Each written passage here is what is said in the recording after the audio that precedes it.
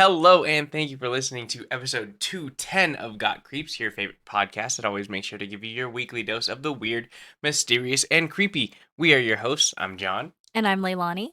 and today we're going to be talking about Elisa Lam. Um, I don't know how many of you are familiar, but if you're not, you are in for a wild ride. No pun intended. But before that, if you want to hear your stories over on our podcast, our show, make sure you send your stories over to us at Got Creeps on Instagram. We have a Facebook page just for Got Creeps, so you can find us over there. You can find us on X at Got Creeps and send it over to yougotcreeps at gmail.com. And without further ado, let's get into it. Yes.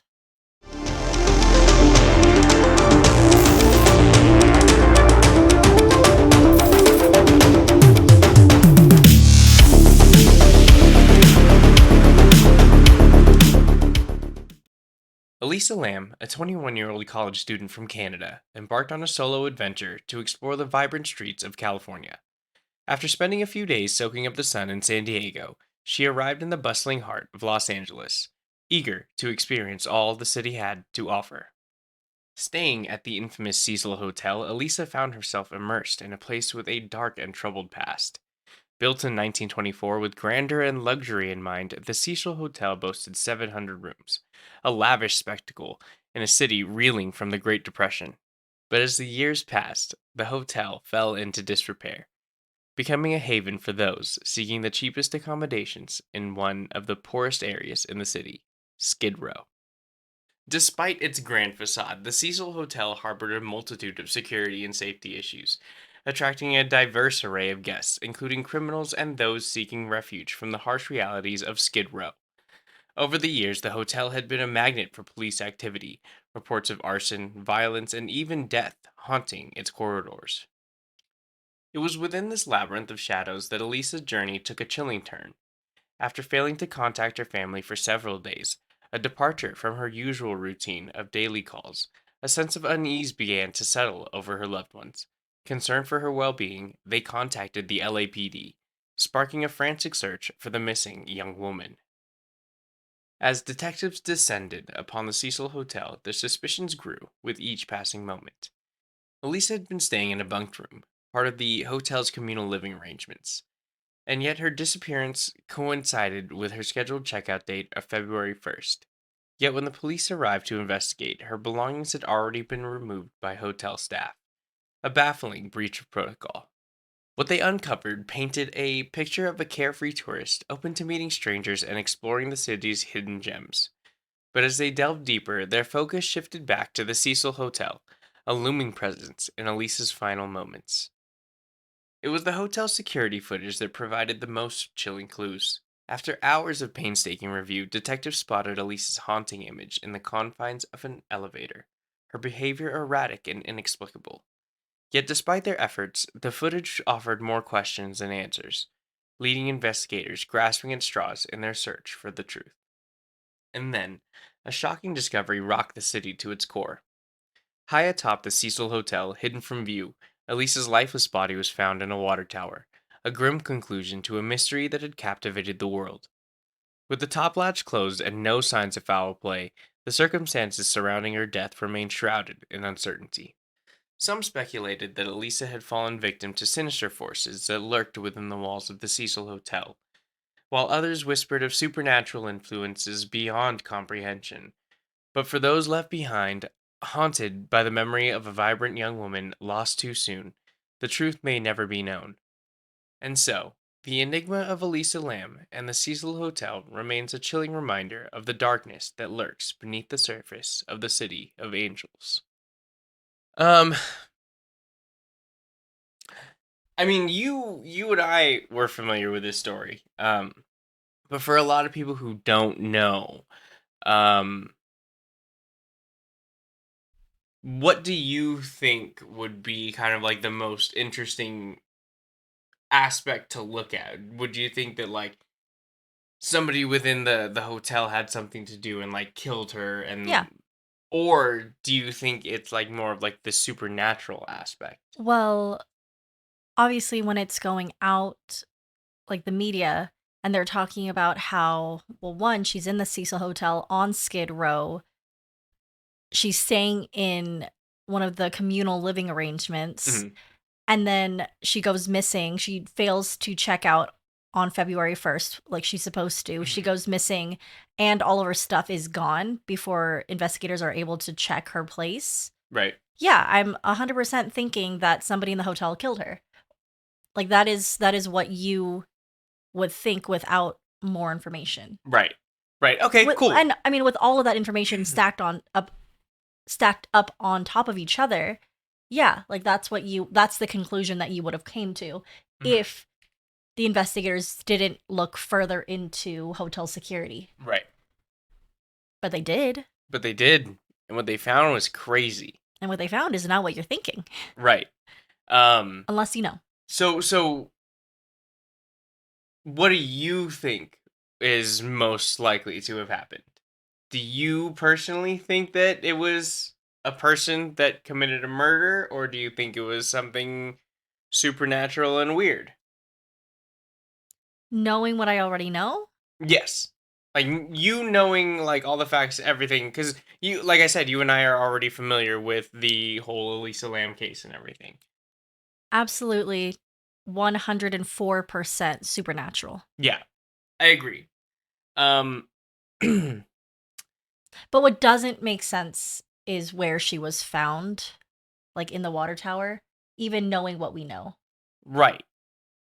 Well, I mean, it could be Let's just get into again it. part of the supernatural Yeah. aspect. I mean, like, so I guess first there was really no other guy. There was no bad guy Okay. like accused. There was nobody that was accused. There was no defendant. There was no. I don't know. Hold on. So like there was nobody that was like actually accused of a murder. It all like the true crime part of this like was all kind of weird and muddy to me. That's why like I don't 100% like believe in the whole like true crime explanation of it, which is that somebody murdered her and then stuffed her body inside of the water tower. Not like How to Get Away with Murder, Right, season because one. like it doesn't make sense. Like there was no evidence really that could convince me otherwise that like something normal happened here. Right. And even with going through all of the hotel footage, you never see somebody dragging a body up onto the roof either. Right. And they're going through hours because you did say like painstaking hours of footage that they're Right. going through. And I'm sure that's one of the first things they would have looked for. Mhm. Yeah, yeah, yeah, yeah. So like exactly my point. Like they have minimal security, right? I mean, because this place is not known for having the best security and Mhm. whatnot, but like they do have cameras. Yeah. Like there could not have been a possible way unless like this was planned out, which it doesn't seem like it was planned out. Yeah.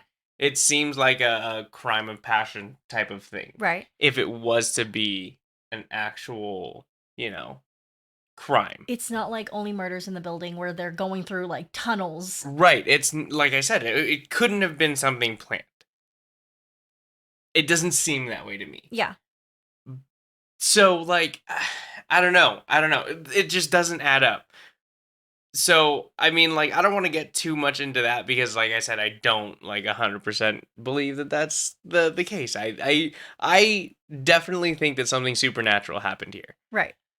Um, so if you're not familiar, there is something called the elevator game. I'm not too sure where it like originated from. Um, but there is something called the elevator game, and kind of like the end goal of this game is to like get to some sort of other dimension, other world, um, and that's pretty much it.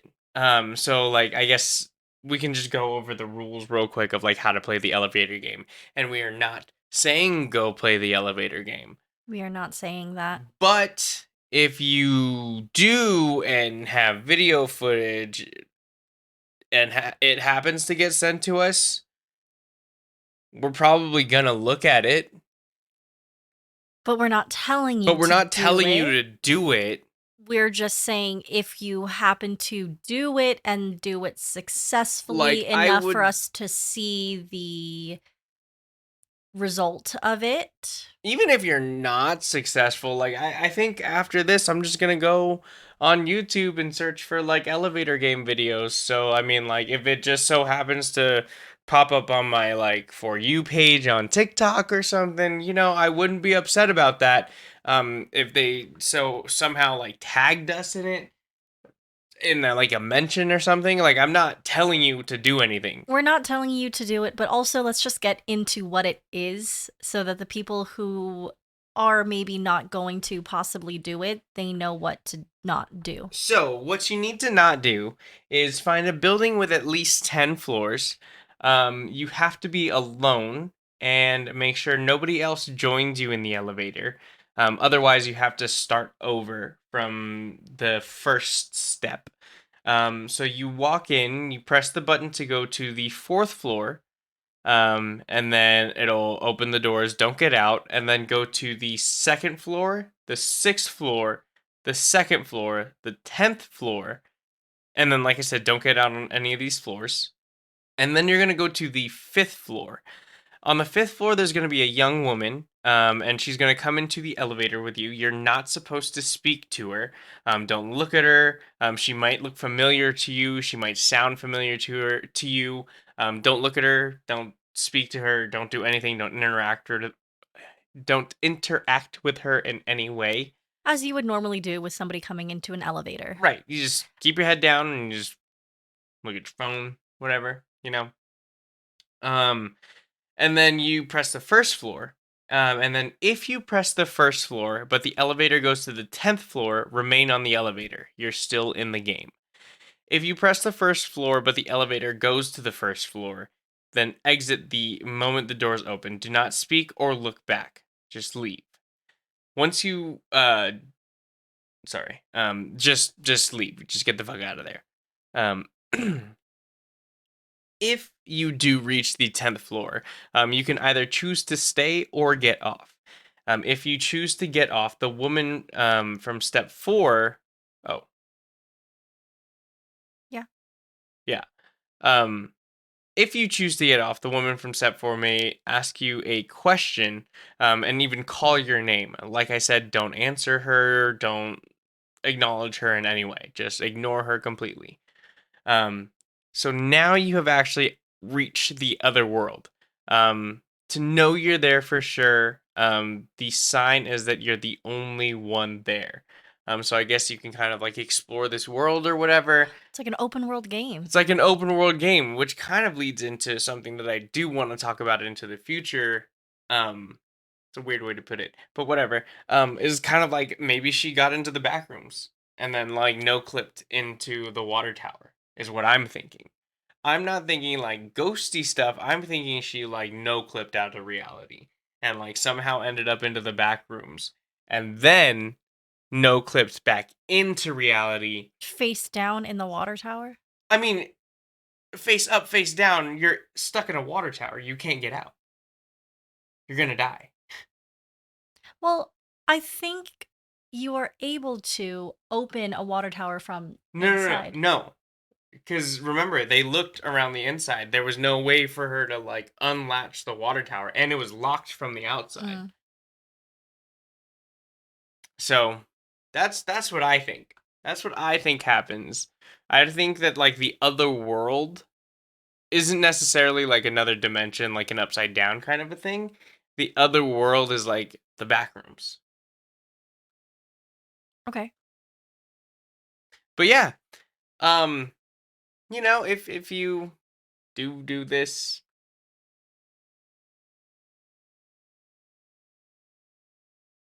Don't end up like Elisa Lam. Is basically. yeah, I've heard about the elevator game. quite a few Mhm. times, and, from what we know about Elisa Lam and the elevator game, like, she had been actively researching it before. Right. Like, she was, from the story, big on social media. She had, like, a blog, right? Like, a traveler's blog. Yeah, and she was big on, like, internet forums and things Yeah. like that too. So she came across the elevator game. I don't know if, and I don't know if you know, but I don't know if the reason she went to the Cecil Hotel was strictly to play the game, No. or if she just decided to play the game while she was staying there. I believe she just decided to play the game while she was staying there because I think that she had just ultimately decided to stay at the Cecil Hotel because Mhm. it was cheap. Right. And she's a 21 And year old yeah, by herself, broke college from student. Canada who doesn't know any better. Like Yeah, she's like, literally "Oh, a just super cheap traveling. hotel Yeah. in LA. Like, yeah, I'll stay there." It was probably like $5 a night. Probably. They probably paid her to be there. Right. So, like she really just fell into this trap of just like, oh, wrong place, wrong time. Somehow something is in the Cecil Hotel that like maybe allows it to break down barriers between different realities and stuff. I think that that's an interesting theory. Right, because when you said, like, okay, so if you were to have done the elevator game correctly, but it says one of the steps is if you press to go to the first floor, but the elevator does go to the first floor, then exit the moment the doors are open and do not just leave. Like, do not speak or talk to anybody, just go and leave. So you could be playing the game correctly, but it's still just going to bring you back to reality, so to Yeah. speak. Right. Or not even so to speak, because it is reality. Like, you are coming back to, you didn't go anywhere. Hmm. You just went up and down an elevator.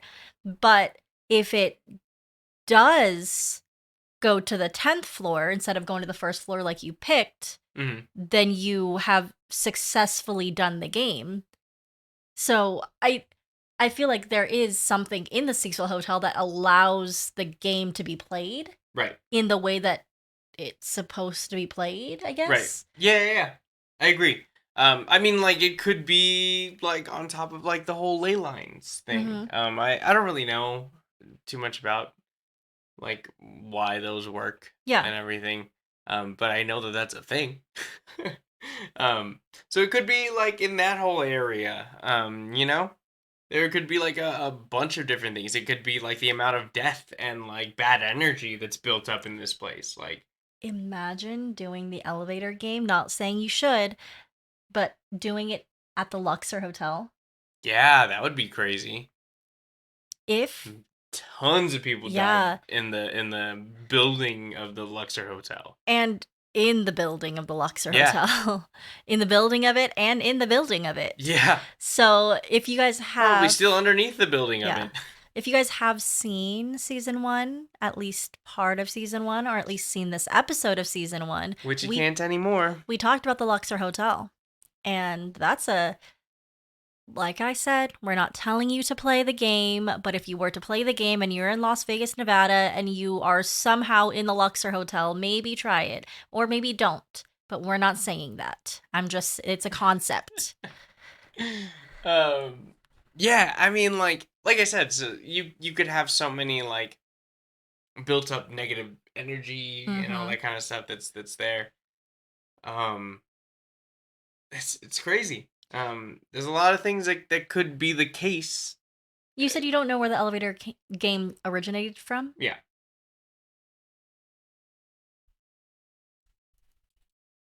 Because I mean, 4, 4, 2, 6, 2, 10, 1, 1, 4, 2, 6, 4, 2, 10. Those are like specific numbers.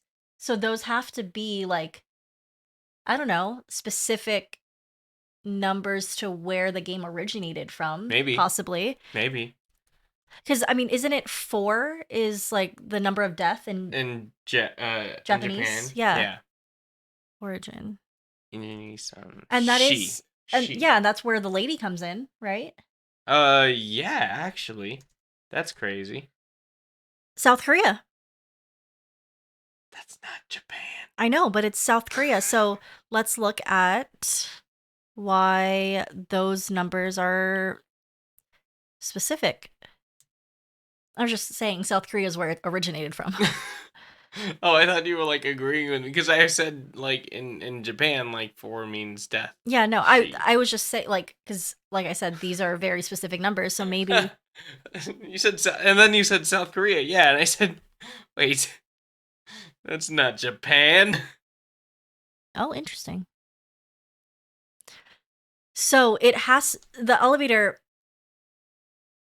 Yeah, you have to have at least 10 floors, right? But Mhm. then when you're on the first floor, it has to say 1. It can't say like G, like for ground floor, Mm. because if it does, then it doesn't work well. Right. Okay. So you have to be going to every single numbered floor that it tells you to. Mhm.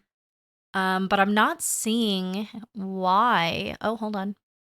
Numbered floors I said that. for elevator game reason. Nope. Nope. Why? Okay, so I can't find. So one, the elevator game originated in South Korea. Um, what I was looking for and I couldn't find it for all of 5 minutes.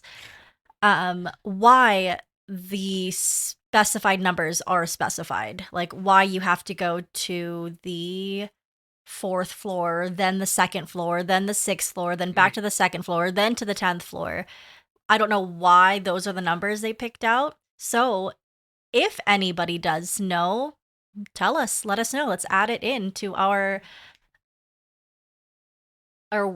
let's add it into our reservoir of knowledge on random things that nobody's ever going to ask us about. So, um I thought like maybe there was a connection. Maybe there is and we just don't know. But oh shit, the baby's awake.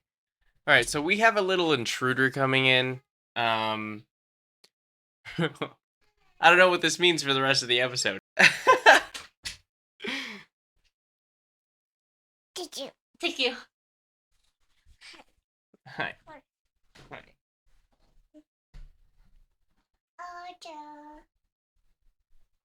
No, no, no. Don't press it. Can I sit with you? Yeah. We got a little intruder.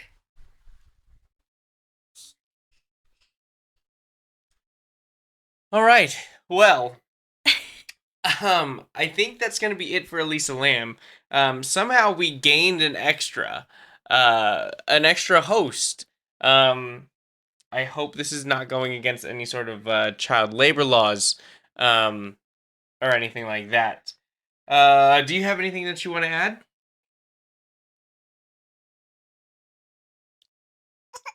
Okay. Cool.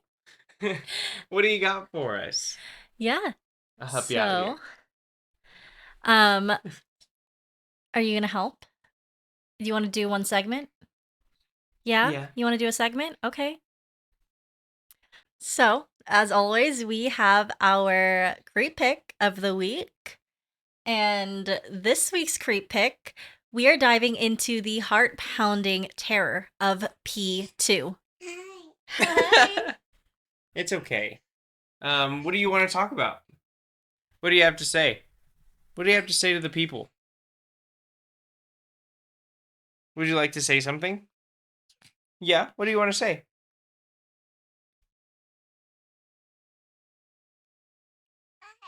Hi.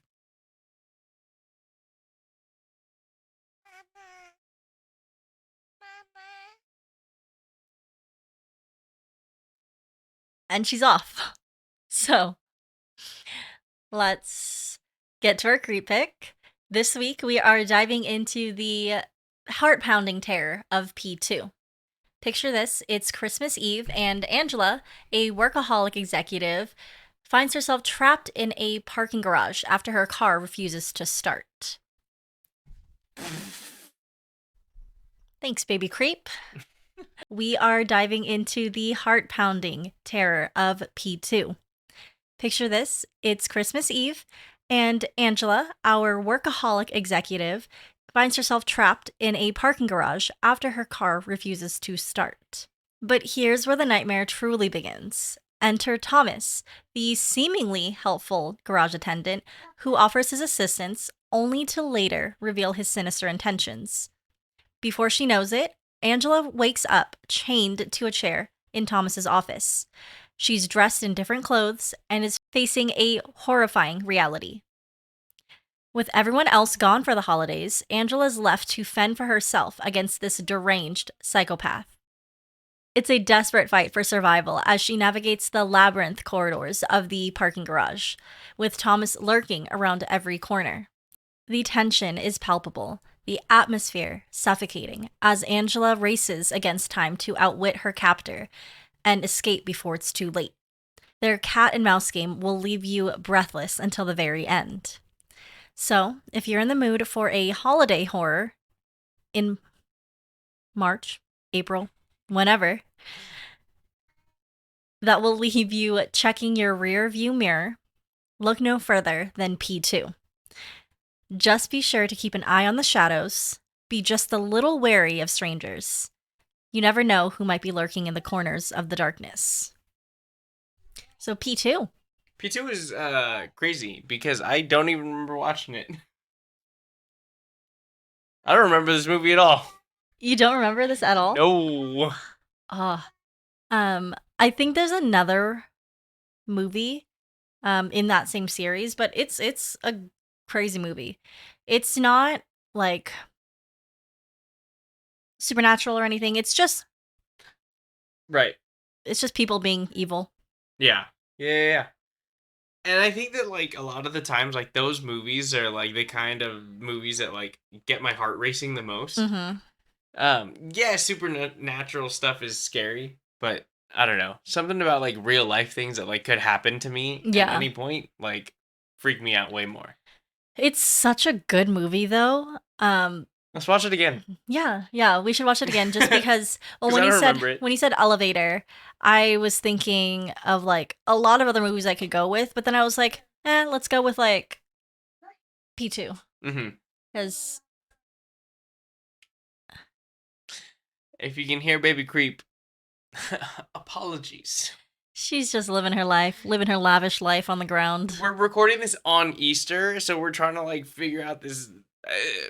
The whole schedule's all messed up. So she's here today. She's here and she's awake. But yeah. Movie sounds crazy. We should watch it tonight. Okay, you don't want to watch it? Baby Creep said, "Oh no." So unfortunately, that's probably why this episode's probably going to be a short one. With that said, what do we have next? This week, our cryptid of the week is none other than the Wendigo. I'm changing. I love the Wendigo. Today, we're venturing into the frigid forest of Canada and the northern states to uncover the terrifying legend of the Wendigo. Picture this: a cannibalistic spirit, resembling a zombie in some accounts, prowling the wilderness with a hunger for human flesh. Known by various names like the Wendigo, Wetigo, the Wetigo, the Wendigo is steeped in Algonquian mythology and folklore. Described as a creature ranging from the size of a human to a towering 15 feet tall, the Wendigo's appearance is as varied as the tales surrounding it. Some accounts depict it as a corpse-like being with sunken eyes, yellow fangs, and a long, slimy tongue, while others liken it to a lipless ape with giant claws and fangs. One ethnohistorian, Nathan Carlson, sheds light on sightings, describing the Wendigo as a creature with owl-like eyes, large claws, and an emaciated body. Locals who've encountered this beast often compare it to Bigfoot, though its demeanor leans more towards that of a werewolf. But take note, the Wendigo is no mere creature of myth. It's a harbinger of death and despair. Algonquian tribes believed that those who resorted to cannibalism risked becoming Wendigos themselves, consumed by an insatiable hunger for human flesh. The Wendigo myth serves as a deterrent against cannibalism, reminding people of the dire consequences of such a taboo act. Yet, throughout history, there have been reported cases of individuals claiming to be possessed by the Wendigo spirit, committing unspeakable acts of violence and cannibalism. One such infamous case is that of Swift Runner, a Native American who murdered and ate his entire family in the winter of 1879, claiming to be under the influence of the Wendigo. So, as you wander the lonely places of the world, keep a wary eye out for the Wendigo, lurking in the shadows, waiting to prey on the unsuspecting. And remember, heed the warnings of the ancients, for to become a Wendigo is to embrace a fate worse than death itself. Yeah, like I said, I'm changing. I love the Wendigo. Yeah. I think it's a cool little dude. Cool little dude. Cool little dude. Also, like, that was like one of the first things that Sam and Dean hunted. It was. It was the first things that Sam and Dean hunted. Yeah. What a good So, show. I mean, like, kind of has like some sort of Nostalgia. sentimental. Yeah.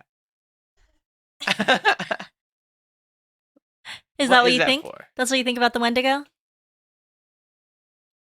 Baby Creep does not like the Wendigo. You like Oscar, huh? Yeah. Oscar's our dude, huh? I guess she means to say we're done talking about the Wendigo. Hi. Mata. Baka. Mata. Yes, babe. Yes, babe. Okay. So, I love the Wendigo. The Wendigo is a crazy, crazy creature. You know what else is a crazy creature? This baby creep right here. Baby Creep is the cryptid of the week.